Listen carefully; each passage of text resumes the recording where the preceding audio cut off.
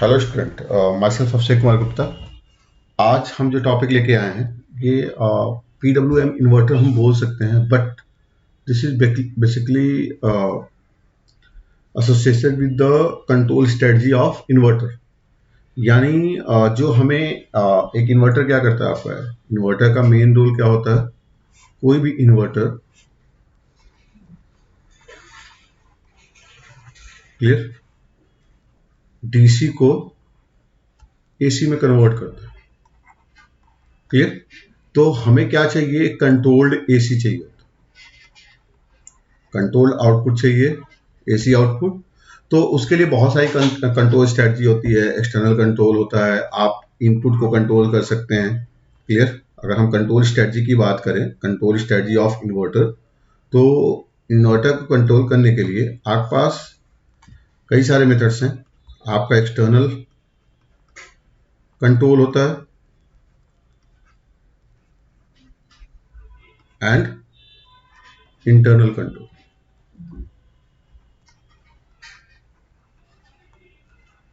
Internal control का मतलब क्या हो गया, जो आपका स्विचिंग एक्शन है उसे कंट्रोल करके हम कैसे एक कंट्रोल्ड आउटपुट पा सकते हैं। अगर हम एक्सटर्नल कंट्रोल की बात करें तो एक्सटर्नल कंट्रोल दो पार्ट में डिवाइड हो जाएगा। एक, आप इनपुट वोल्टेज को कंट्रोल कर सकते हैं, input DC voltage control, clear. And second one is the output AC voltage control, clear. और इंटरनल कंट्रोल ऑफ इन्वर्टर जो होता है वो बेसिकली एक ही मेथड हम यूज करते हैं, पल्स विद मॉड्यूलेशन कंट्रोल। और पल्स विद का मॉड्यूलेशन हम कैसे पा सकते हैं, पल्स विद का मॉड्यूलेशन पा सकते हैं हम स्विचिंग पैटर्न के बेसिस पे, यानी अपने स्विचेज को कंट्रोल करके, क्लियर, ठीक है। तो ये आपका पल्स विद मॉड्यूलेशन कंट्रोल होता है। अगर मैं पल्स विद मॉड्यूलेशन कंट्रोल की बात करूं, इसीलिए हम इसको PWM इन्वर्टर भी कहते हैं। तो पल्स विद मॉड्यूलेशन कंट्रोल होता क्या है, पल्स विद मॉड्यूलेशन कंट्रोल क्या करता है, एक फिक्स डीसी को, क्लियर, क्या करता होगा ये, एक फिक्स्ड, आपका जो भी फिक्स डीसी है, जो भी आप डीसी सप्लाई दे रहे हैं, इनपुट दे रहे हैं, उस फिक्स डीसी को क्या करता है, आपका एक कंट्रोल्ड एसी आउटपुट देता है, कंट्रोल्ड एसी आउटपुट। और ये किस बेसिस पे होता होगा, आखिर में इसके पीछे कंट्रोल स्ट्रेटजी क्या होती होगी। एक fix DC controlled AC output में कन्वर्ट हो रहा है बाय इंटरनल कंट्रोल। तो इसका मतलब क्या हो गया, ये आप कैसे पा रहे हैं, ये हम पाते हैं bye adjusting on end of control of switches. यानी जो भी इन्वर्टर के कंपोनेंट हैं उसके ऑन और ऑफ टाइम को कंट्रोल करके हम क्या कर सकते हैं, ये कंट्रोल्ड एसी आउटपुट पा सकते हैं। तो ये बाय एडजस्टिंग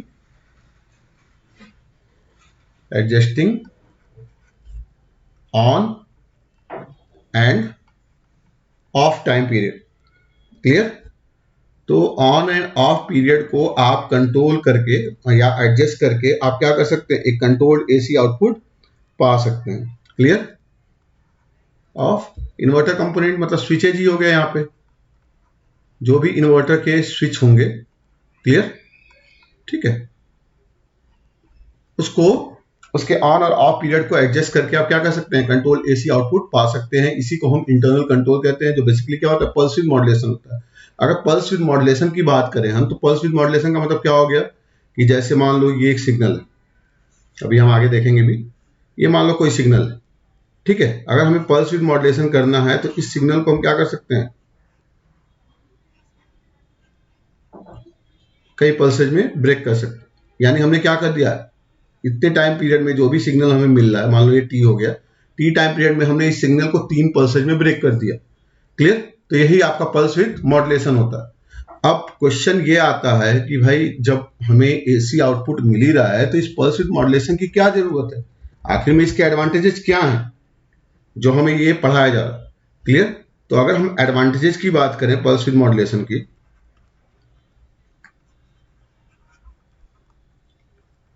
पहला जो सबसे बड़ा एडवांटेज है कि हम लोअर ऑर्डर हार्मोनिक्स को इजीली एलिमिनेट कर सकते हैं bye adjusting the switches on off period, clear. ठीक है। तो इस मेथड्स का जो सबसे बड़ा एडवांटेज होता है लोअर ऑर्डर, क्योंकि आपको भी पता है जो लोअर ऑर्डर हार्मोनिक्स होते हैं उनको एलिमिनेट करने के लिए आपको हाई साइज फिल्टर की रिक्वायरमेंट होती है। क्लियर। तो हम मेथड ही कुछ ऐसा यूज कर लें कि हमारा लोअर ऑर्डर हार्मोनिक्स रिड्यूस हो जाए। क्लियर। तो lower order harmonics can be eliminated by proper sequence pattern. आप प्रॉपर सीक्वेंसिंग पैटर्न फॉलो करके आप क्या कर सकते हैं, क्लियर, कैन बी, मतलब आपके क्या हो सकते हैं, जो लोअर ऑर्डर हार्मोनिक्स हैं वो एलिमिनेट हो सकते हैं, मिनिमाइज हो सकते हैं, जो भी आप कह रहे हैं। क्लियर। ठीक है। तो आपका जो आउटपुट वोल्टेज है वो क्या हो जाएगा, आपको एक कंट्रोल्ड आउटपुट मिलेगा, क्योंकि आप भी यही चाहते हैं कि आपको जो भी आउटपुट मिले उसमें हार्मोनिक कंटेंट न हो। क्लियर। ठीक है। और ये जो हार्मोनिक्स कंपोनेंट है लोअर ऑर्डर हार्मोनिक्स कंपोनेंट, अभी मैंने बताया कि इसके लिए आपको हाई साइज फिल्टर की रिक्वायरमेंट होती है, जबकि हाई ऑर्डर हार्मोनिक्स जो होते हैं वो इजीली लो साइज फिल्टर से एलिमिनेट हो जाते हैं। तो उन्हें तो हम फिल्टर्ड आउट कर सकते हैं, बट लोअर ऑर्डर हार्मोनिक्स को हम फिल्टर्ड आउट नहीं कर सकते। और ये हम किस लिए कर रहे हैं, to obtain controlled output voltage. Clear. ठीक है। तो सबसे बड़ा एडवांटेज ये होता है कि आप क्या कर सकते हो, लोअर ऑर्डर हार्मोनिक्स को इजीली एलिमिनेट कर सकते हो by switching pattern controlling. Clear. ठीक है। तो एक तो हो गया ये, और दूसरा एडवांटेज क्या हो गया, आपको कंट्रोल्ड आउटपुट वोल्टेज मिल रहा है, और कंट्रोल्ड आउटपुट वोल्टेज बिना किसी एक्सटर्नल कन्वर्टर की मदद से मिल रहा है। जैसे अगर हम बात करें ना एक्सटर्नल कंट्रोल की, तो अगर आपको एक्सटर्नल कंट्रोल करना है, डीसी इनपुट को ही कंट्रोल करना है, तो आप एक चॉपर लगा सकते हो, उस चॉपर से फिक्स डीसी को वेरिएबल डीसी में कन्वर्ट कर सकते हो, फिर उसके बाद इन्वर्टर लगा के एक आप एसी आउटपुट पा सकते हो। तो इसमें क्या कर रहे हो, आप एक चॉपर एक्स्ट्रा दे रहे हो। क्लियर। जबकि यहां पे किसी भी अलग से किसी कन्वर्टर यूनिट की जरूरत नहीं पड़ती है। क्लियर। तो दूसरा एडवांटेज क्या हो जाएगा, to obtain controlled output voltage there is no need of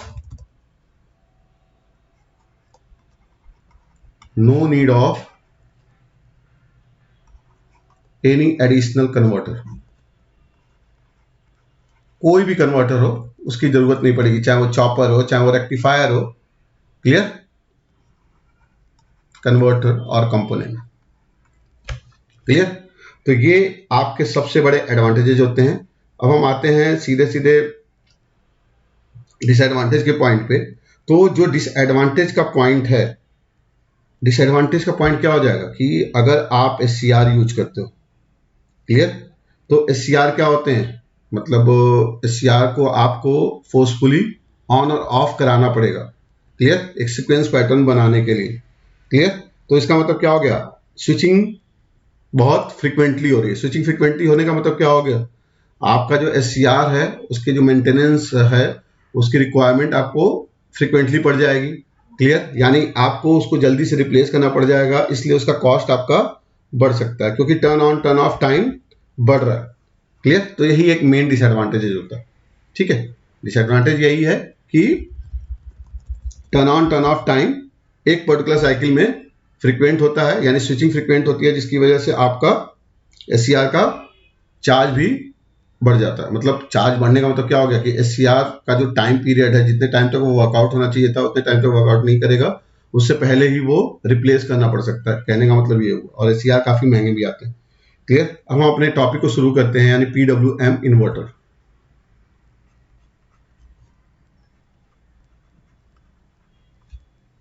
तो हर दूसरे साल तीसरे साल PWM इन्वर्टर जरूर पूछा जाता है। क्लियर।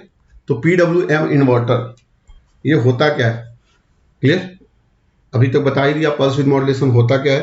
क्लियर। स्विचिंग पैटर्न को एडजस्ट करके आप क्या करते हैं, पल्स विद मॉड्यूलेटेड वेव पाते हैं। जो आपको एक वेवफॉर्म मिल रहा था, वहां पे आपको वेवफॉर्म क्या मिल रहा था, एक स्क्वायर वेव के फॉर्म में आपको वेवफॉर्म मिल रहा था। अगर आपको याद हो, सिंगल फेज ब्रिज इन्वर्टर आपने लास्ट वीडियो में देखा होगा। तो यहाँ पे क्या होता है, पल्सेस के फॉर्म में वेव फॉर्म मिलेंगे। क्लियर? ठीक है, यही एक एडवांटेज हो जाता है, और उस एडवांटेज की वजह से क्या क्या चीजें होती हैं वो हम देखेंगे आगे। अब हम बात करते हैं PWM इन्वर्टर कितने टाइप के होते हैं। तो बेसिकली जो PWM टेक्निक है, यानी पल्स विद मॉड्यूलेशन टेक्निक पे डिपेंड करता है कि आपका किस टाइप का वो PWM इन्वर्टर है। डिपेंड्स ऑन PWM टेक्निक, यानी पल्स विद मॉड्यूलेशन के लिए आप कौन सी टेक्निक यूज कर रहे हैं उस पर ये डिपेंड कर रहा है। और इस पे क्लासिफाई किया गया है, ये 3 टाइप के होते हैं। क्लियर? एक आपका होता है single pulse modulation, single pulse modulation. Second one is the multiple pulse modulation, and the last one is the sinusoidal pulse modulation. तो इन 3 टेक्निक पे डिपेंड करता है कि आपका PWM इन्वर्टर किस टाइप का है। तो एक एक करके हम देखेंगे। सबसे पहले हम देखने जा रहे हैं सिंगल पल्स मॉड्यूलेशन इन्वर्टर।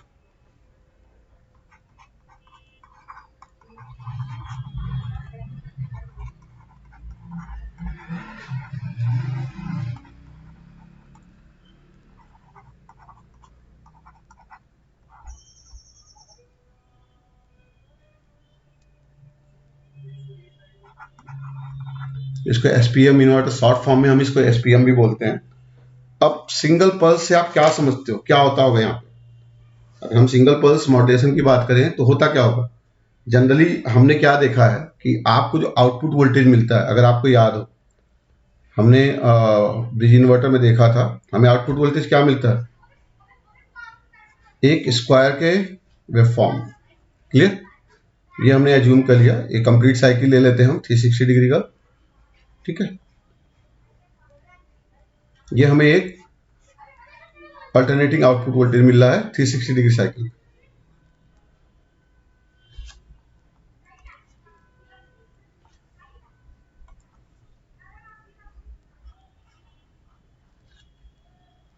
ठीक है, आगे ये ऐसे ही मिलता जाएगा। ये आपको V0 मिल रहा है, जहां पे हमें ये एज्यूम कर लेना है कि इसकी वैल्यू V0 के बराबर, कैपिटल V0 के बराबर। ठीक है, तो अगर हम देखें यहाँ पे VS, मान लीजिए इसको VS, सप्लाई वोल्टेज VS है ना, तो VS के बराबर है। अगर हम देखें यहाँ पे कि सिंगल पल्स मॉड्यूलेशन क्या होता है, देखो यहाँ पे, अगर आप यहाँ पे ध्यान से देखोगे तो आपका जो पूरा का पूरा पल्स होता है वो 2 पाई रेडियन का होता है।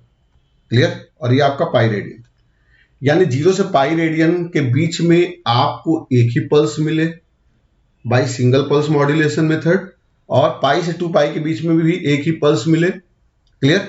ठीक है, लेकिन उस पल्स की विड्थ आपकी, जैसे यहां पे विड्थ कितनी है? पाई के बराबर। पल्स की विड्थ कितनी है? पाई के बराबर। क्लियर? लेकिन जब आप ये मेथड यूज करते हो सिंगल पल्स मॉड्यूलेशन, तो स्विचिंग पैटर्न क्या करेंगे आप? ऑब्वियस सी बात है, जो SCR का स्विचिंग पैटर्न है उसको कंट्रोल करेंगे, और उसको कंट्रोल करके आप कंट्रोलिंग कुछ ऐसे करेंगे कि आपको आउटपुट वोल्टेज का जो वेवफॉर्म है कुछ ऐसे मिलेगा। यानी पल्स विड्थ क्या होगी? उसकी रिड्यूस होगी। ऑब्वियस सी बात है, पल्स विड्थ क्या होगी? हम उसको रिड्यूस करेंगे। देखो यहां पर, तो कुछ ऐसे, क्योंकि हमें क्या करना है, हमें ये भी करना है कि आपको जो वेवफॉर्म मिले वो बैलेंस मिले, यानी same positive half cycle and same negative half cycle मिले। क्लियर? वो आपका चेंज नो। ठीक है, तो अगर यहाँ पे आप वेवफॉर्म को देखोगे तो आपने क्या किया? स्विचिंग पैटर्न को चेंज किया, केवल और केवल क्या किया? स्विचिंग पैटर्न को चेंज किया। तो आपको जो पल्स मिलता है उस पल्स की विड्थ घट जानी। क्लियर? ये हमने एज्यूम किया कि जो मुझे पल्स मिल रहा है वो 2D का पल्स मिल रहा है। कितने का मिल रहा है? 2D। क्लियर? यानी आपको ओरिजिनली जो पाई विड्थ का पल्स मिल रहा था, अगर आपने स्विचिंग पैटर्न को चेंज किया तो उसकी वजह से 2D का पल्स मिल रहा है। यहाँ पे ऑब्वियस सी बात है कि सेम पल्स आपको क्या मिलेगा? नेगेटिव हाफ साइकिल में भी मिलेगा। कितने विड्थ का? 2D विड्थ का। ये भी विड्थ क्या होगी 2d के बराबर। क्लियर? इसी को हम बोलते हैं सिंगल पल्स मॉड्यूलेशन इन्वर्टर। यानी आपने सिग्नल को मॉड्यूलेट करके, मॉड्यूलेट कैसे किया हमने, स्विचिंग पैटर्न को चेंज करके आपने क्या किया, सिग्नल को मॉड्यूलेट किया, और जो पाई विड्थ का जो आपको पल्स मिल रहा था उस पल्स को आप 2d पे ले आए। अब हम 2d क्यों अज्यूम करते हैं, तो उसके पीछे भी लॉजिक है। ऑब्वियस सी बात है कि मिड पॉइंट पे क्या आना है, π/2 आना है। ये तो क्लियर है सबको? क्लियर? यानी यहां मिड पॉइंट पे π/2 आना है। ठीक है? जब ये आपका π/2 है, यानी ये एंगल आपका क्या है, π/2 के बराबर है। ये एंगल आपका π/2 के बराबर। क्लियर? तो आपका ये जो एंगल होगा, ये विड्थ कितनी होगी, क्योंकि ये दो पार्ट में इक्वलाइज करेगा इसको, तो 2d लेने के पीछे बस ये मोटो है कि आसानी से आप इसके मैथमेटिकल एनालिसिस को समझ सके। यानी d विड्थ का ये भी है, d विड्थ का ये भी है। क्लियर? और ये पूरा का पूरा एंगल कितना है, π/2 के बराबर। एक्चुअली जब हम मैथमेटिकल एनालिसिस करते हैं तो उस समय हमें इन सबकी रिक्वायरमेंट होती है। तो जब ये π/2 है, क्लियर, और ये d है, तो ये विड्थ कितनी हो जाएगी, ऑब्वियस सी बात है π/2 माइनस d के बराबर। π/2 में से हम d माइनस कर देंगे तो हमें क्या मिल जाएगा, ये विड्थ मिल जाएगा। क्लियर? ठीक है? यानी ये एंगल आपका कितना हो गया, π/2 माइनस डी, और ये एंगल कितना हो गया, π/2 प्लस डी। क्लियर? तो π/2 से d माइनस हुआ तो ये π/2 माइनस डी मिला, π/2 से प्लस d प्लस हुआ तो ये π/2 प्लस डी मिला। सेम पैटर्न में आपका ये वेवफॉर्म बार बार रिपीट होता रहता है, तो इसलिए हम इसको बोलते हैं सिंगल पल्स मॉड्यूलेशन। और सिंगल पल्स मॉड्यूलेशन का वेवफॉर्म अगर आप देखोगे तो ये क्वाजी स्क्वायर वेवफॉर्म आता है। क्वाजी स्क्वायर आपने बेसिक सिग्नल सिस्टम में पढ़ा भी होगा इसको। ठीक है? क्वाजी स्क्वायर क्या होता है, क्लियर? क्वाजी स्क्वायर क्या होता है कि मिडिल पॉइंट के अराउंड आपको मिरर इमेज मिल जाता है। यानी अगर ये मिडिल पॉइंट है तो इसके अबाउट आपको मिरर इमेज ये शो होता है। क्लियर?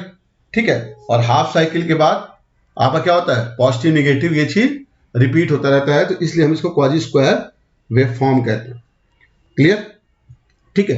तो यहां पे हमने क्या देखा कि आपको पाई रेडियन में पल्स विड्थ तो मिल रहा है। वो पल्स विड्थ कितने का है, 2d का पल्स विड्थ है। यानी 2d का अगर हम नेचर देखें, 2d कहां से कहां तक लाई करेगा, 2d लाई करेगा 0 से लेके पाई के बीच में। यानी 2d की वैल्यू जो है वो 0 से लेके पाई के बीच में कुछ भी हो सकती है। क्लियर? ठीक है? और 2d चूज करने के पीछे रीजन समझ में आ ही गया होगा आपको कि हमें ऐसे क्यों करते हैं। क्वाजी स्क्वायर वेवफॉर्म की अगर आप फूरियर सीरीज एनालिसिस करोगे तो इस केस में a0 और an की वैल्यू 0 आती है। क्लियर? यहां पे हम इतना डिटेल में नहीं जाएंगे। ठीक है? वैसे भी a0 क्या होता है, डीसी ऑफसेट को रिप्रेजेंट करता है, तो डीसी वैल्यू तो यहाँ पे है ही नहीं, तो वो 0 आनी ही आनी है। और an की वैल्यू भी 0 आती है, क्योंकि ये वेवफॉर्म एक क्वाजी स्क्वायर वेवफॉर्म है। क्लियर? तो क्वाजी स्क्वायर वेवफॉर्म के लिए a0 और an दोनों की वैल्यू 0 आती है। बचा क्या आपका, bn। क्लियर? यानी अगर मैं बोलूं कि इसके लिए आपको फूरियर सीरीज वेवफॉर्म बताना है, मतलब फूरियर सीरीज का एक्सपेंशन बताना है, तो v0t की वैल्यू क्या होगी, v0t की वैल्यू क्या होगी, something n equal to 0 to infinity sigma bn cos, sorry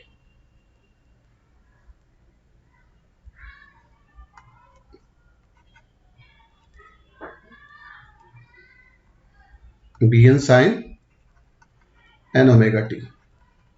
clear? क्योंकि an 0 और a0 0 है, आपको पता है कि a0 plus sigma an cos n omega T plus bn sin n omega T, यही एक्सपेंशन होता है। क्लियर? ये तो हमने पढ़ाई है। तो अब क्या करना है, हमें vn की वैल्यू कैलकुलेट करनी है। तो vn की वैल्यू क्या होती है आपकी, ये भी पढ़ा होगा आपने, 2/t।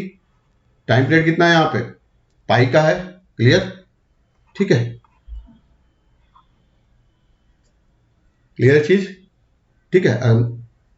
और इंटीग्रेशन क्या हो जाएगा यहाँ पे, अभी हम देखते हैं लिमिट क्या पुट करेंगे हम। bn निकालना है हमें, तो क्या करते हैं हम लोग, vs sin ft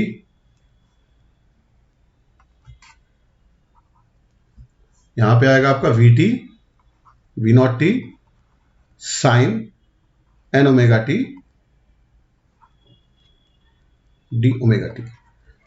क्लियर? यहाँ पे डी ओमेगा टी के टर्म में क्यों हम कर रहे हैं, क्योंकि यहाँ पे हम पूरा का पूरा क्या लेके चल रहे हैं, एंगल के फॉर्म में सब कुछ लेके चल रहे हैं, इसलिए मैंने यहाँ पे क्या किया, डी ओमेगा टी किया, क्योंकि आपको पता है थीटा इक्वल टू क्या होता है, ओमेगा टी के बराबर। तो आप चाहो तो इसको सीधे सीधे थीटा के टर्म में भी लिख सकते हो, 2/पाई, ठीक है, V naught theta sine n theta D theta, ताकि आपको कोई कंफ्यूजन ना हो।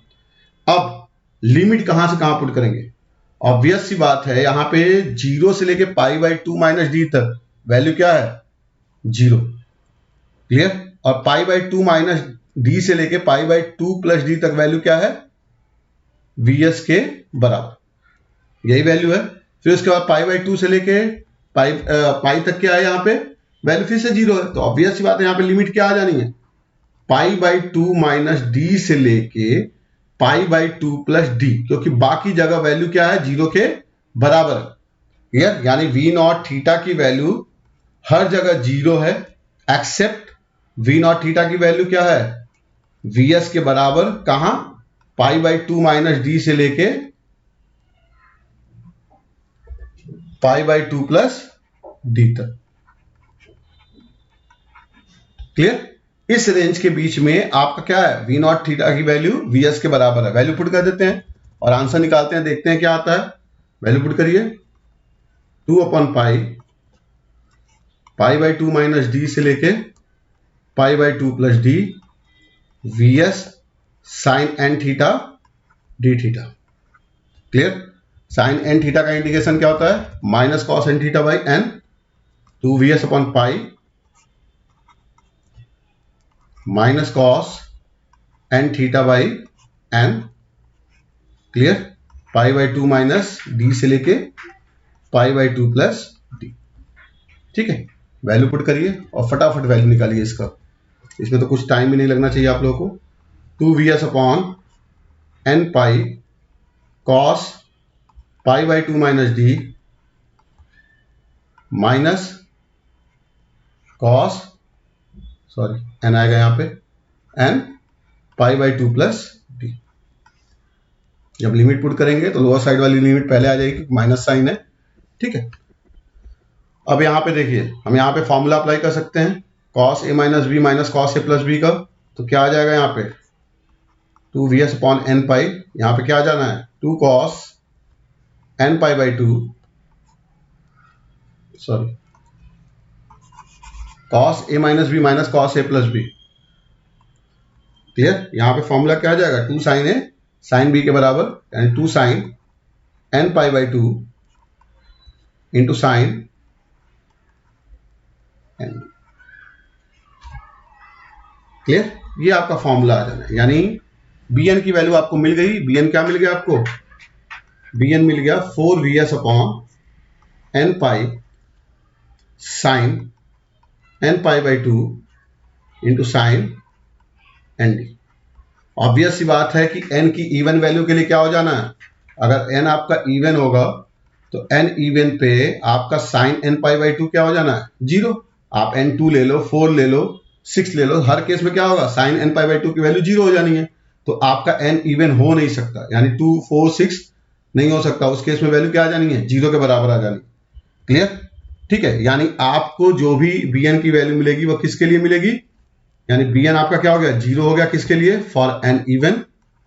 क्लियर? और bn की वैल्यू आपको क्या मिलेगी, n ऑड के लिए कुछ ना कुछ वैल्यू मिलेगी, क्योंकि साइन n π/2 की वैल्यू +1 भी हो सकती है और -1 भी हो सकती है, और डिपेंड करता है कि n की वैल्यू क्या है। क्लियर? ठीक है, तो हम एक्सप्रेशन लिख लेते हैं। एक्सप्रेशन क्या आ जाना है इस पे, v नॉट t की वैल्यू क्या आ जानी है, sigma n equal to 135 dot dot 4vs/n pi sine n π/2 into sine n D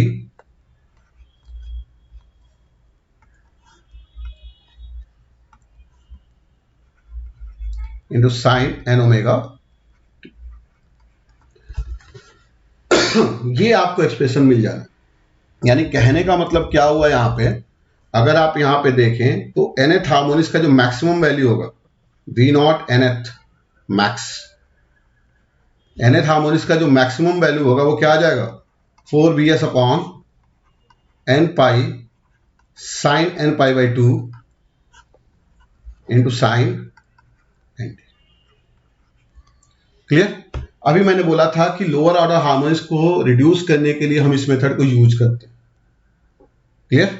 lower order harmonics को रिड्यूस करने के लिए हम क्या करते हैं, इस मेथड को यूज करते हैं। यानी कहने का मतलब क्या हो गया कि वी नॉट एन मैक्स की वैल्यू 0 कब हो सकती है। ये तो क्लियर है कि n आपका क्या होना चाहिए, ऑड होना चाहिए। तो ऑड के केस में साइन n बाई 2 कभी 0 होगा नहीं। क्लियर। 4bs अपॉन n पाई कभी 0 होगा नहीं। 0 क्या होगा, साइन nd, ये आपका 0 होगा। क्लियर। तो साइन nd की वैल्यू अगर आप 0 कर दें किसी भी हार्मोनिक्स के लिए, जैसे मान लिया अगर थर्ड हार्मोनिक्स है तो साइन 3d 0 हो जाएगा। क्लियर। फिफ्थ हार्मोनिक्स है तो साइन 5d 0 हो जाएगा। क्लियर। तो इन सबको आप क्या कर सकते हैं, इक्वल टू 0 करके क्या कर सकते हैं, आप वो पैटर्न पा सकते हैं कि इस ऑर्डर के हार्मोनिक्स को रिड्यूस करने के लिए आपको विड्थ कितनी रखनी है। क्लियर। तो मेरे ख्याल से आपको क्लियर हुआ होगा कि कैसे आपको ये विड्थ चूज करना है और किस तरह से चूज करना है। क्लियर। ठीक है। तो सिंपल है यहाँ पे कि अगर आपको जिस ऑर्डर के हार्मोनिक्स को रिड्यूस करना है उसके लिए साइन nd की वैल्यू क्या हो जानी है, 0 हो जानी है। क्लियर। यानी कहने का मतलब क्या हो गया कि अगर मैं साइन nd की वैल्यू 0 कर रहा हूं तो nd क्या हो जाएगा, साइन पाई, यानी पाई के बराबर। क्लियर। क्योंकि अभी हमने देखा था 2d, यानी जो आपका 2d है वो इन बिटवीन 0 टू पाई है। क्लियर। यानी यहां पे आप अगर देखोगे तो d की वैल्यू क्या आ जाएगी, पाई बाई n के बराबर। यानी जो भी ऑर्डर का हार्मोनिक्स आपको रिड्यूस करना है उसके लिए डी की वैल्यू क्या ले लो आप, पाई बाई एन के बराबर ले लो। क्लियर। यानी अगर थर्ड हार्मोनिक्स आपको रिड्यूस करना है तो पाई बाई एन ले लो, पाई बाई 3 ले लो। क्लियर। यानी पल्स विड्थ आपको क्या रखनी पड़ेगी, देखो ये आपका डी का वैल्यू है, but pulse width to reduce nth order harmonics, nth order harmonics को रिड्यूस करने के लिए आपको पल्स विड्थ क्या लेना पड़ेगा। पल्स विड्थ क्या देखा था आपने, वेवफॉर्म में देखा होगा, पल्स विड्थ कितनी आ रही थी, 2d के बराबर। 2d का मतलब क्या हो गया, 2 पाई बाई एन। यानी आपको पल्स विड्थ क्या करना पड़ेगा, 2 पाई बाई एन के बराबर करना पड़ेगा जिस ऑर्डर के हार्मोनिक्स को आपको रिड्यूस करना है। अगर मान लो आपको थर्ड ऑर्डर के हार्मोनिक्स को एलिमिनेट करना है तो पल्स विड्थ कितना लेना पड़ेगा, 2d equal to 2 pi by 3। यानी 120 डिग्री का अगर आप पल्स लेंगे तो थर्ड ऑर्डर हार्मोनिक्स नहीं रहेगा। अगर आपको याद हो तो 3 फेज ब्रिज इन्वर्टर जब मैंने पढ़ाया था तो वहां पे तुमने देखा था कि आपके एक्सप्रेशन में cos n पाई बाई 6 आ रहा था। cos n पाई बाई 6 आने का मतलब n की वैल्यू अगर 3 पुट करोगे वहां पे तो cos 3 pi by 6, cos 3 pi by 6 आने का मतलब क्या हो गया, cos पाई बाई 2 यानी 0। यानी ब्रिज में, 3 फेज ब्रिज में आपके थर्ड हार्मोनिक्स होते ही नहीं, चाहे आपका 120 डिग्री हो चाहे आपका 180 डिग्री हो। वहां पे आपने बहुत अच्छे से विजुलाइज किया होगा कि cos n पाई बाई 6 की वैल्यू क्या हो जाएगी, 0 हो जाएगी। कब, जब n की वैल्यू आप 3 रखोगे। फूरियर सीरीज में cos n पाई बाई 6 आता है तो ये cos pi by 2, cos pi by 2 की वैल्यू 0, यानी थर्ड हार्मोनिक्स कंपोनेंट वहां पे होता ही नहीं। क्लियर। थर्ड हार्मोनिक्स कंपोनेंट आपका कहां नहीं होता है, देयर इज, ये चीज आप ध्यान रखिएगा, there is no third harmonics component, third harmonics किस केस में, इन 3 फेज ब्रिज इन्वर्टर। जो आपका 3 फेज ब्रिज इन्वर्टर होता है उसमें कोई थर्ड हार्मोनिक्स नहीं होता। क्लियर। ठीक है। क्यों, क्योंकि cos n पाई बाई 6 की वैल्यू 0 हो जाती है, क्योंकि n की वैल्यू हम 3 पुट कर देते हैं, cos पाई बाई 2 0 होता है। तो ये चीज क्लियर हुआ होगा आपको कि अगर थर्ड हार्मोनिक्स एलिमिनेट करना है तो पल्स विड्थ कितना लेंगे, 2 पाई बाई 3। अगर फिफ्थ करना है तो कितना लेंगे, 2d equal to 2 pi by 5। Clear. इसलिए पल्स का आप विड्थ ले लेंगे तो आपको single pulse width modulation clear होगा, हुआ होगा। अगर हम बात करें ओवरऑल, ये तो हमने nth हार्मोनिक्स के लिए मैक्सिमम वैल्यू निकाली। अगर आपको आरएमएस वैल्यू निकालनी है तो क्या करना पड़ेगा, वी नॉट एन निकालनी है तो क्या करना पड़ता है हमें, V naught n maximum by √2। ये तो अब क्लियर हो गया होगा आपको।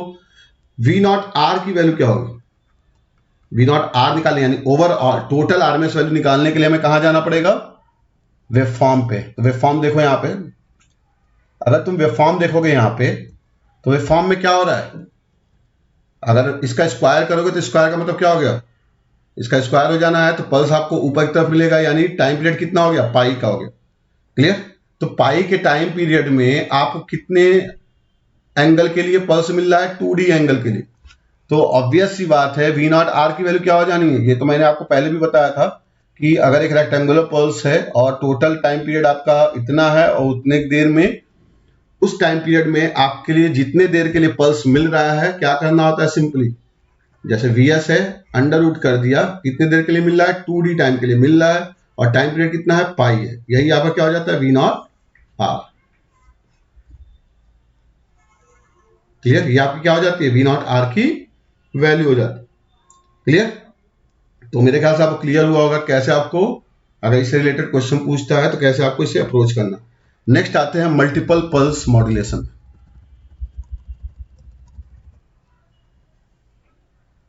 नेक्स्ट है आपका मल्टीपल पल्स मॉड्यूलेशन। नाम से ही लग रहा होगा कि यहां पे सिंगल पल्स ना मिलके क्या मिलता होगा, मल्टीपल पल्स मिलते होंगे। क्लियर। ठीक है। तो ये मल्टीपल पल्स मिलता कैसे होगा इसके बारे में बाद में बात कर लेंगे, फिलहाल देखते हैं ये मल्टीपल पल्स का कॉन्सेप्ट होता क्या है। तो अगर हम बात करें यहाँ पे सेम वेवफॉर्म के लिए, बार बार वो फॉर्म नहीं बनाऊंगा मैं, बस इतना समझ लो कि ये आपका पाई और ये आपका 2 पाई। तो इस पाई रेडियन में आपको सेम विड्थ के अगर 2 पल्स मिल जाए, क्या मिल जाए, सेम विड्थ के 2 पल्स, तो इसे हम बोलते हैं मल्टीपल पल्स। ये केवल 2 पल्स की बात नहीं है, यहां पे n पल्स भी मिल सकता है। तो ये आपका क्या होता है, मल्टीपल पल्स। क्लियर। सिमिलरली यहां भी हो जाएगा आपका,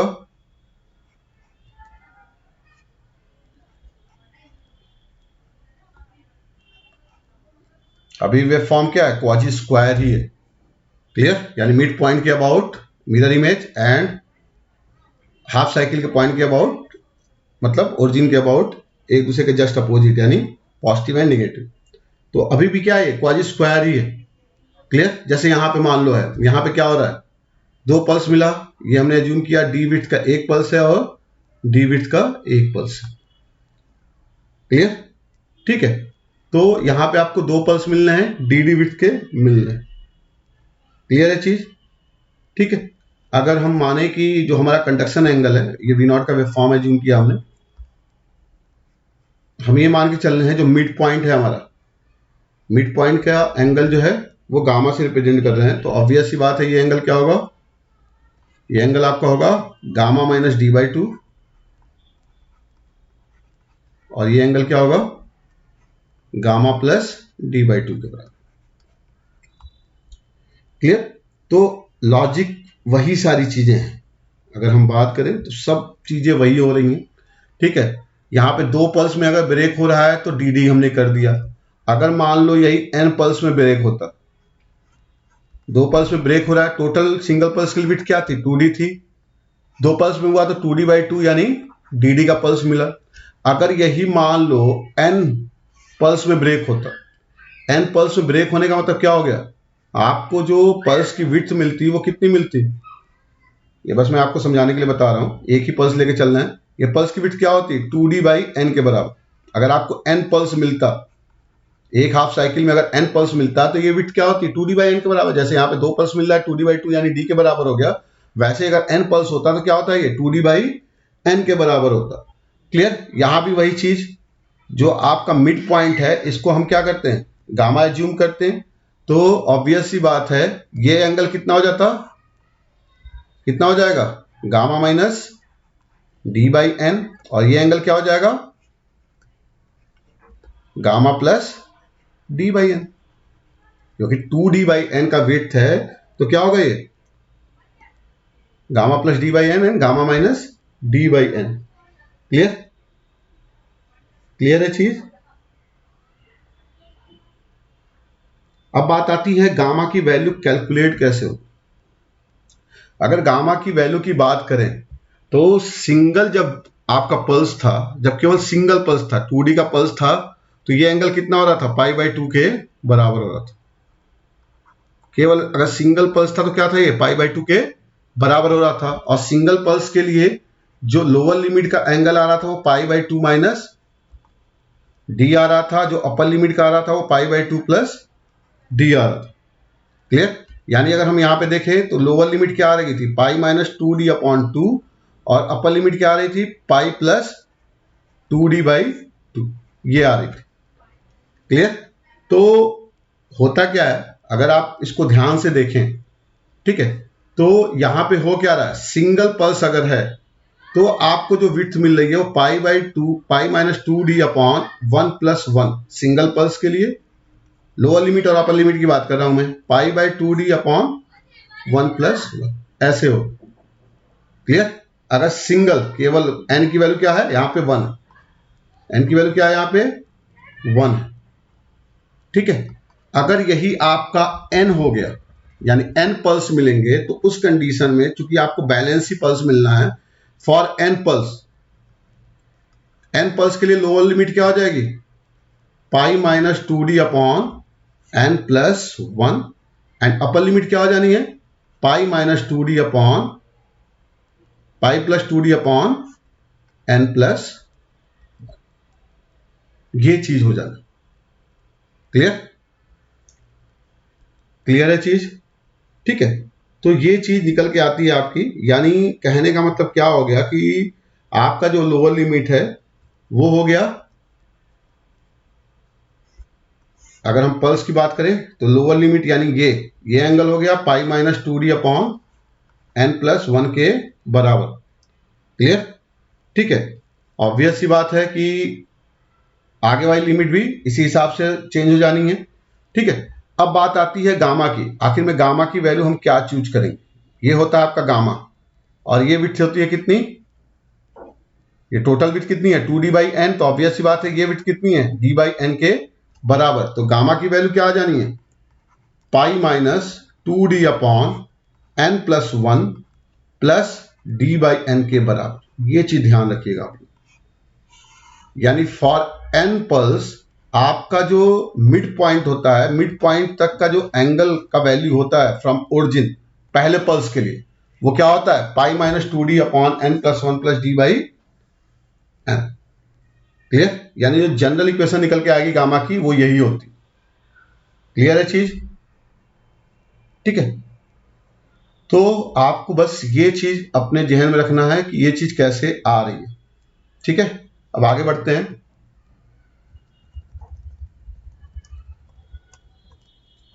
ये थोड़ा इंपॉर्टेंट है, गामा की वैल्यू π-2d/n+1 प्लस d/n कैसे आया, ये चीज आपको ध्यान रखना। ठीक है, क्लियर? अब हम बात करने जा रहे हैं आखिर में जो रिलेशन निकल के आता है, वो रिलेशन क्या निकल के आता है इस केस में, क्योंकि ये भी एक क्वाजी स्क्वायर वेव फॉर्म है। क्लियर? लेकिन फूरियर सीरीज ऑब्वियस सी बात है, यहाँ पे सिंगल पल्स है, तो फूरियर सीरीज सिंगल पल्स के लिए जो फूरियर सीरीज एक्सपांशन आया था वो कुछ और आया था।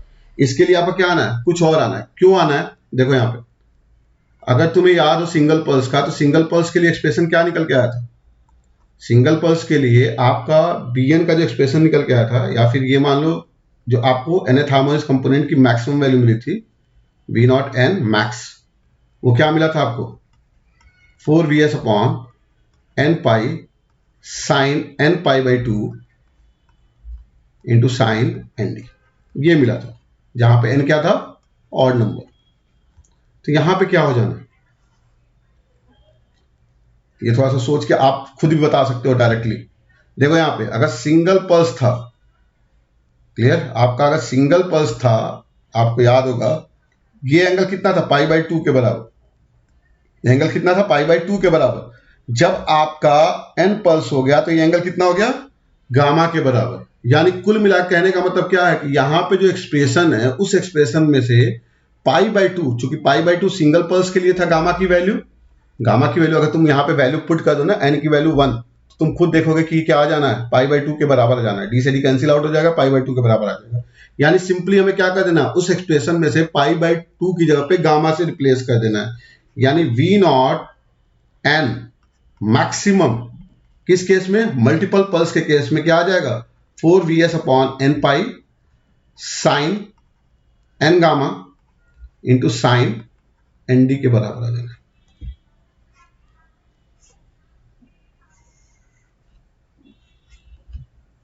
क्लियर, ये चीज हो जाएगी। यानी जो एक्सप्रेशन में एन पाई बाई 2 था वो एन पाई बाई 2 रिप्लेस हो जाएगा एन गामा से। क्लियर सबको? तो मेरे ख्याल से ये चीज क्लियर हुआ होगा कि कैसे ये मैं कर रहा हूं। डायरेक्टली भी हम कर सकते हैं, कोई दिक्कत नहीं है यहाँ पे। ठीक है, अब अगर हम देखें यहाँ पे कि कैसे क्या चेंजेस होने हैं, प्रॉब्लम क्या आता है ना कि जब हम आउटपुट वोल्टेज का फंडामेंटल कंपोनेंट देखेंगे या कोई भी कंपोनेंट देखेंगे, तो जब आपका सिंगल पल्स होता है तो सिंगल पल्स के केस में आपको वी नॉट मैक्स, आप निकाल के देख लीजिएगा, इतना टाइम नहीं है यहाँ पे, नहीं तो मैं निकाल देता। वी नॉट 1 मैक्सिमम की वैल्यू जो आती है किसके लिए, फॉर सिंगल पल्स, वो ग्रेटर देन होता है V naught 1 maximum for multiple pulse, multiples. Clear, यही एक सबसे बड़ा डिसएडवांटेज होता है मल्टीपल पल्स का। अदरवाइज एडवांटेज बहुत है, हार्मोनिक्स को बहुत इजीली एलिमिनेट कर सकते हैं हम लोग, क्योंकि यहाँ पे दो फंडामेंटल वैल्यू निकल के आ जाती हैं। हमें करना वही, हमें साइन एन डी की वैल्यू एन पाई के बराबर करनी है, मतलब साइन पाई के बराबर करनी है, सारी चीजें हैं। बट समस्या क्या आती है कि वोल्टेज, जो आपको वोल्टेज मिलेगा फंडामेंटल वैल्यू, वो फंडामेंटल वैल्यू रिड्यूस्ड वैल्यू मिलेगा। यानी आप जितना पल्स बढ़ाते जाएंगे, पल्स, नंबर ऑफ पल्स जितना बढ़ता जाएगा, आपका फंडामेंटल यानी आउटपुट वोल्टेज का जो आरएमएस वैल्यू है वो उतना ही रिड्यूस होता जाएगा। अगर मैं फंडामेंटल की बात कर लूं तो भी, क्योंकि हम चाहते हैं कि हार्मोनिक्स हमारा रिलेटेड रहे, तो वो उतना ही रिड्यूस होता जाएगा। ये एक इसका ड्रॉबैक होता है। क्लियर? ठीक है, अब हम बात करते हैं कि आखिर में हम ये पल्स विड्थ पाएंगे कैसे। तो पल्स विड्थ पाने के लिए कुछ करते नहीं है, हम कॉम्परेटर सर्किट का यूज करते हैं, क्योंकि मॉड्यूलेशन ही तो है। मॉड्यूलेशन का मतलब क्या होता है, दो सिग्नल का मल्टीप्लाई। मॉड्यूलेशन का मतलब क्या होता है, मल्टीप्लेक्सिंग ऑफ टू सिग्नल। तो यहां पे क्या होता है कि हम कंपेरिजन करते हैं, एक कॉम्परेटर सर्किट लेते हैं। आप यहां पे क्या करोगे, एक कॉम्परेटर लोगे,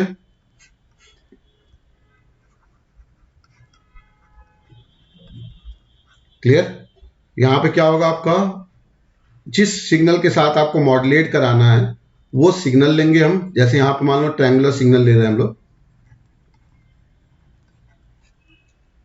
एक ट्रायंगुलर वेव है जिसके साथ हम क्या कर रहे हैं, इसको मॉड्यूलेट करा रहे हैं। और आपका स्क्वायर वेव तो है ही, जो आपको आउटपुट बिना किसी मॉड्यूलेशन के लिए जो आपको सिग्नल मिल रहा है आउटपुट वोल्टेज का, वो क्या है, एक स्क्वायर वेव है। क्लियर? तो इसके साथ हम क्या कर रहे हैं, जो करियर सिग्नल है हमारा, बेसिकली ऑब्वियस ही बात है, आपने पढ़ा भी होगा इलेक्ट्रॉनिक्स में, ये ट्रायंगुलर वेव क्या हो जाएगा आपके लिए, एक करियर सिग्नल की तरह बिहेव करेगा। क्लियर? करियर सिग्नल के साथ क्या होगा, स्क्वायर वेव सिग्नल का कंपेरिजन होगा, और ये कंपैरेटर का आउटपुट जो आएगा वही क्या होगा, उसके बेसिस पे आप क्या करोगे, स्विचेस की ट्रिगरिंग करेंगे। जो भी आपके एससीआर हैं उसको हम ट्रिगरिंग पल्स प्रोवाइड करेंगे। Clear? Triggering pulse to SCR. Clear? यानी ऑन ऑफ इसी पे डिपेंड करेगा। ठीक है, थोड़ा सा वेव फॉर्म से देख लेते हैं, आपको और क्लियर हो जाएगा आसानी से कि कैसे ये चीज हो रही है। तो ये देख लेते हैं, देखो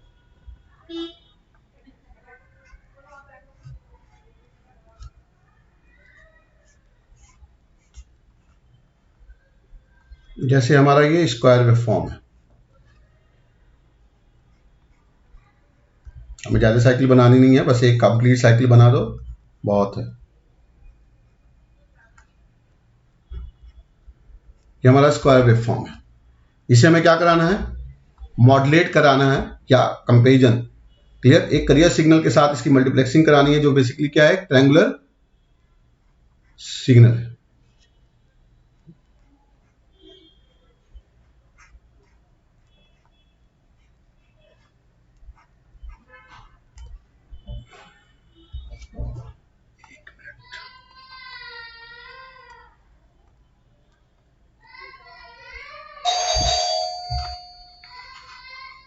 जो बेसिकली है। तो हम बात कर रहे थे कि आखिर में ये मल्टीपल्स मिलता कैसे है। ठीक है, तो देखिए जरा, मॉड्यूलेशन का मतलब ये होता है कि दो सिग्नल की एक साथ मिक्सिंग।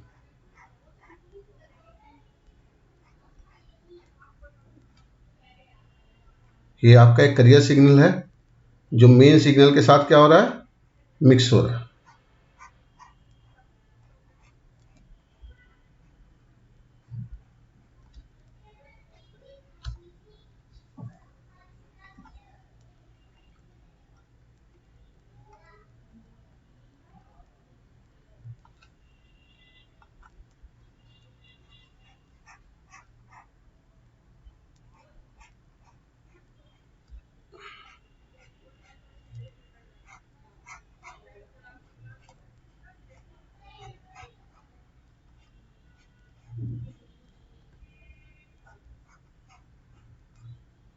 ठीक है, तो यहाँ पे आपको ये जो पल्स विड्थ मिलता है वो कैसे मिलता है, ये देखिए जरा। ठीक है, आउटपुट वोल्टेज का वेव फॉर्म बना रहे हैं। ठीक, कैरियर सिग्नल को हम कंपेयर करते हैं विथ मेन स्क्वायर वेव यानी मेन आउटपुट वोल्टेज के साथ। तो हम वहां पे कंपेयर करते हैं। अगर आपका दोनों तरीके से कंपेरिजन होता है, आप क्या मॉड्यूल में डाल रहे हैं वो उस पर डिपेंड करता है। क्लियर, जैसे यहाँ पे क्या है, इस जोन में आपका क्या हो रहा है, कैरियर सिग्नल का जो वेव फॉर्म है वो मेन सिग्नल के वेव फॉर्म से ज्यादा मिल रहा है, तो ऑब्वियस सी बात है यहाँ पे आपको पल्स विड्थ मिल जाती है। क्लियर, जहां जहां आपको कैरियर सिग्नल का वेव फॉर्म मेन सिग्नल के वेव फॉर्म से ज्यादा मिल रहा है वहां पे आपको पल्स विड्थ मिल जाती है, क्योंकि हम उसी समय ट्रिगरिंग करते हैं। और सबसे बड़ी खासियत यही होती है मल्टीपल्स की कि पल्स विड्थ इक्वल होती है, यानी सेम विड्थ की पल्स आपको मिलती है। ऐसा नहीं है कि विड्थ आपका चेंज हो जाता। क्लियर, ठीक है, तो ये आपको मल्टीपल पल्स मिलता है by comparing it with a carrier signal which is basically a triangular wave। तो आपको ये सिग्नल पॉजिटिव हाफ साइकिल के लिए मिला, फिर सिमिलरली आपको निगेटिव हाफ साइकिल के लिए मिल जाएगा।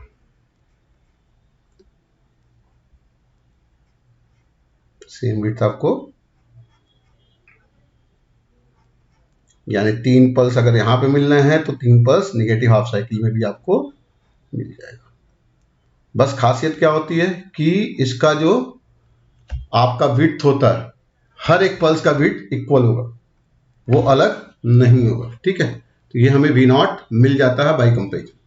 तो इसको हम बोलते हैं मल्टीपल पल्स मॉड्यूलेशन। तो मेरे ख्याल से आपको मल्टीपल पल्स मॉड्यूलेशन भी क्लियर हुआ होगा। ठीक है, और कैसे इसका विड्थ लेते हैं, कैसे एंगल इसका चूज करते हैं, ये सारी चीजें आपको आसानी से क्लियर हुई होंगी। क्लियर, ठीक है, नेक्स्ट देखते हैं हम last point, sinusoidal pulse modulation. ये साइनसॉइडल पल्स मॉड्यूलेशन क्या होता है।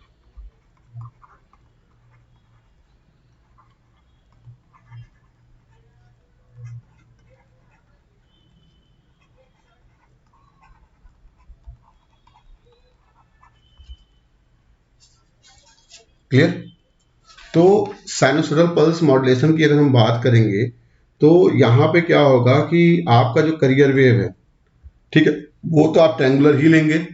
बस यहाँ पे जो रेफरेंस वेव है वो आपका साइनसॉइडल होता है। जैसे हमने यहाँ पे रेक्टेंगुलर लिया हुआ है, ठीक है, तो यहाँ पे क्या होगा, वो साइनसॉइडल होगा। और बस इसका मल्टीपल पल्स के रेस्पेक्ट में एक ही चेंज आता है कि आपको पल्स विड्थ वेरिएबल मिलती है, आपको सेम पल्स विड्थ नहीं मिलता, सेम पल्स विड्थ आपको नहीं मिलता है। क्लियर, ठीक है, देखते हैं कैसे। और ऑब्वियस सी बात है कि आपको अगर मल्टीपल पल्स पाना है तो जो आपका कैरियर वेव होगा उसकी फ्रीक्वेंसी क्या होनी चाहिए, high frequency carrier wave signal आपको यूज करना पड़ता है, हाई फ्रीक्वेंसी कैरियर वेव। क्यों, क्योंकि नंबर ऑफ साइकिल आपके बढ़ जाएंगे।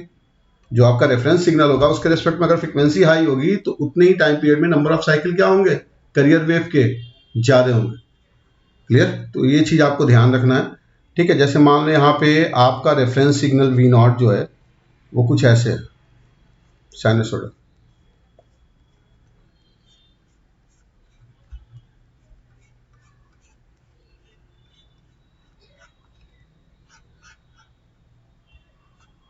क्लियर? और आपने ट्रायंगुलर पल्स कुछ ऐसे लिया।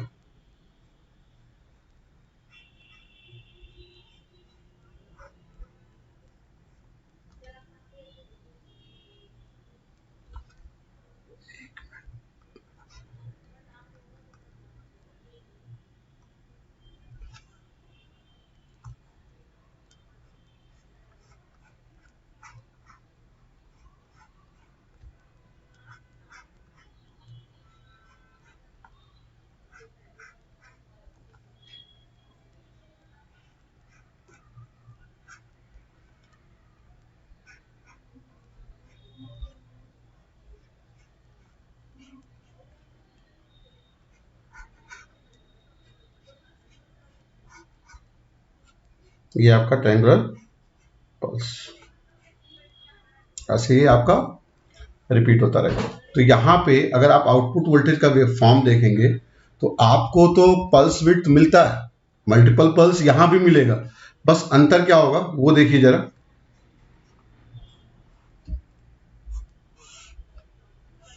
We naught. क्लियर? अंतर क्या होना है यहाँ पे? अंतर बस यही होना है कि पल्स विड्थ आपको इक्वल नहीं मिले। क्लियर? यहां पे हम इसको समझने के लिए ये कर रहे हैं कि रेफरेंस सिग्नल, जो आपका रेफरेंस सिग्नल है जो कि बेसिकली एक साइनसोइडल सिग्नल है, उसकी वैल्यू अगर कैरियर सिग्नल के मैग्नीट्यूड से ज़्यादा है, यानी ये आपका कैरियर सिग्नल के मैग्नीट्यूड से ज़्यादा अगर है, क्लियर, तो हमारा पल्स मिलेगा। ऐसा हमने ये अजम्पशन लिया हो, ये पल्स हमें मिल रहा है, फिर हमें पल्स कहाँ मिलेगा? यहाँ पे मिलेगा, जहाँ जहाँ आपका रेफरेंस सिग्नल क्या है? साइनसोइडल है, और ट्रायंगुलर आपका कैरियर सिग्नल है, वहाँ वहाँ आपको पल्स मिलना है। ये पल्स मिला, क्लियर? सिमिलरली आपको यहाँ पल्स मिलेगा। तो पल्स विड्थ क्या हो रही है? वेरी कर रही है। ठीक है, पल्स विड्थ क्या हो रही है? यहाँ पे वेरी कर रही है। आपको सेम पल्स विड्थ नहीं मिल रहा है जैसा कि आपको मल्टीपल पल्स मॉड्यूलेशन में दिख रहा था। ये पल्स विड्थ चेंज हो रहा है। क्लियर? तो मेरे ख्याल से आपको क्लियर हुआ होगा कि क्या चीजें यहाँ पे हो रही हैं।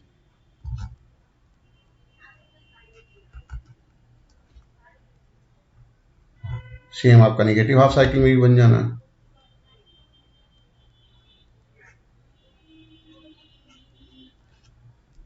सेम चीज आपकी नेगेटिव हाफ साइकिल में भी बन जानी है।